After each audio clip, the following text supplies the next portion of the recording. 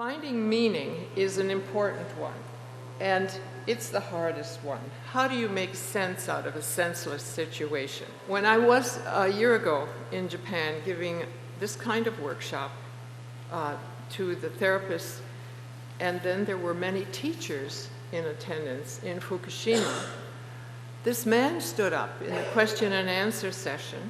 He was a high school teacher in that area. And I'll never, ever forget this man. A very articulate, in Japanese, of course, so it was translated to me.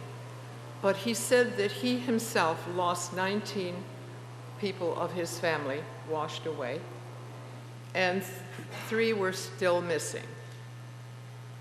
And he had a hard time talking. But he said that was not the core of his question. The core of his question was that his high school students, it was all boys, that they almost all had lost either both or some of their parents or siblings. And he said, how can I help them when I have this heavy burden myself? And my answer to him was, you must share your own loss with your students. Now that's very against the culture of Japan. So I risked saying this would be useful if your students knew you were also grieving, and then they might open up the grieving for the human connection that they need. Well, Mr. Kimura just sent an email. It was translated for me. He said, Dr. Boss, I would like to update you regarding one of my students whose parent is still missing. As you know, we were hit by, I found him staying alone in the dark in the high school classroom. He told me that he didn't want to go home. This was after the tsunami. I decided to invite him to talk with me, and that's after he and I talked. And I shared my losses with him, that I lost 19 people and that 3 are still missing. He then shared for the first time that he had never felt it was okay to remember his missing mother. But after hearing my story, he started to feel comfortable to talk about it, feeling that it was okay to think about his missing parent.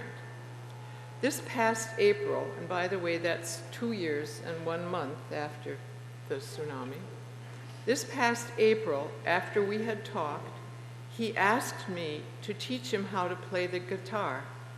So we started playing together. Eventually, he invited 2 other boys to join the practice, and now the 3 of them are playing all together with the music they chose themselves. He later told me that although his parent is still unfound, he often has dreams about her. In the dreams, he said that she is encouraging him and is proud of him starting to play the guitar. So he wants to work hard to get better at it. That's how meaning is found in nonsense. Often through dreams, often through artistic endeavors. Jim Gray's wife has found meaning through poetry. She has published several books of poetry in the last 6 years that are about ambiguity and the tolerance of it, but other things as well. You need to find control when you have lost control of the absence and presence of your loved ones. Writing poetry is a very controlled effort. So is playing the guitar. But other people find it other ways, so just know there are many ways to do it.